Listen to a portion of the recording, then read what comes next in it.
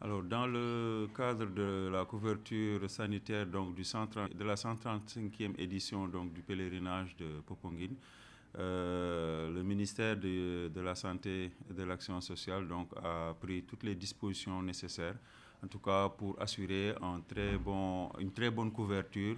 Donc, une très bonne couverture sanitaire.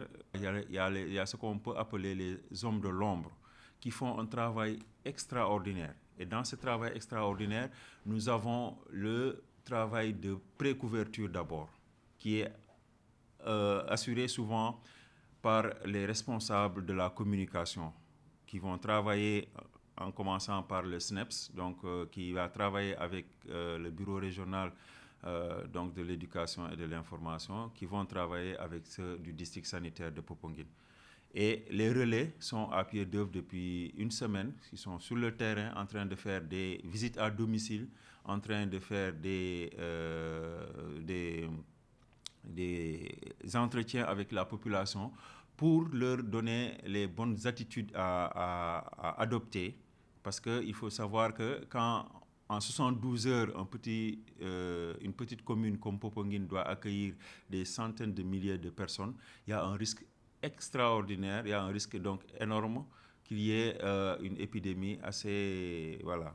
Donc ce risque est présent et donc nous avons besoin d'abord de commencer par l'éducation des populations, de commencer par des activités de précouverture avec la brigade nationale d'hygiène qui va procéder à des saupoudrages, ainsi de suite, avec leurs activités, contrôle de l'eau, de boissons.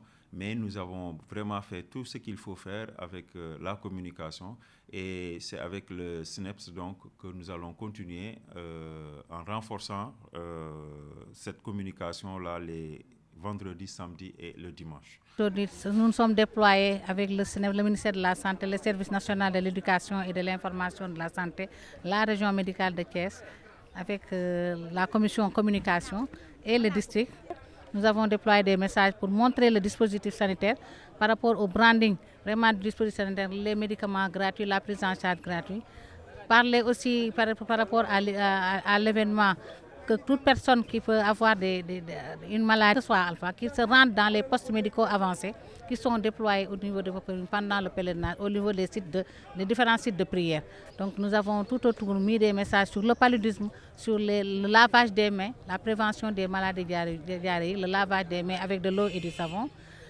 Parler du paludisme, parce que les scouts et les marcheurs au village des marcheurs vont dormir à Popenguine.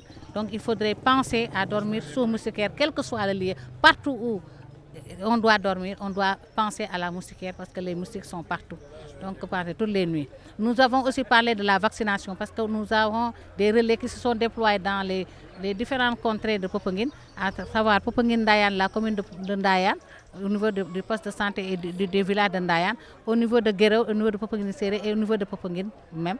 Nous avons fait environ 700 VAD qui ont permis vraiment d'orienter les jeunes filles sur la vaccination HPV et au niveau de la vaccination Covid aussi. Nous avons pensé à des messages aussi sur la vaccination. La Covid est toujours là, il faut penser à se faire vacciner. Profiter du pèlerinage parce que des stands seront là.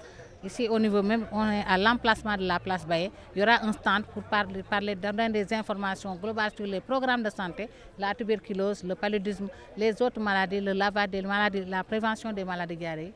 Donc il y aura ici un stand à partir de demain pour pouvoir vraiment délivrer ces messages, faire des radios crochets où les populations pourront participer, de même que les pèlerins qui viendront à Popenguine.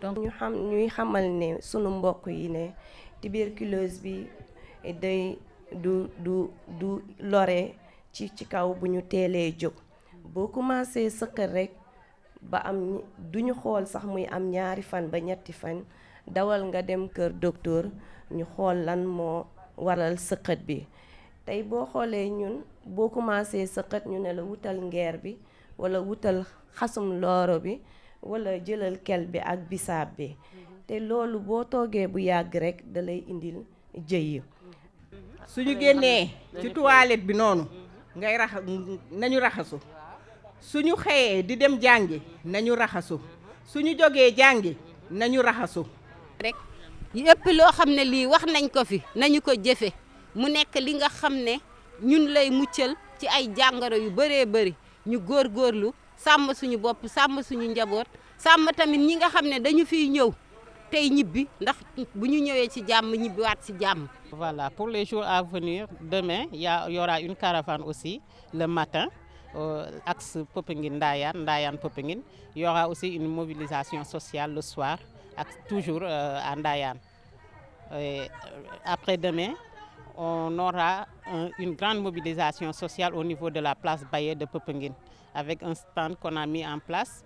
Il y aura et la région médicale, et le district, et le ministère de la Santé, en l'occurrence le SINEPS, et les autres partenaires. Les marcheurs, on les préconise de porter des habits un peu amples, des habits qui ne sont pas trop lourds aussi, et on leur recommande aussi de boire beaucoup d'eau, parce que la marche, vraiment, ça nécessite une condition physique. Donc il faut boire beaucoup d'eau, il faut vraiment prendre aussi leur petit déjeuner avant de faire la marche, et il faut se reposer aussi. Voilà.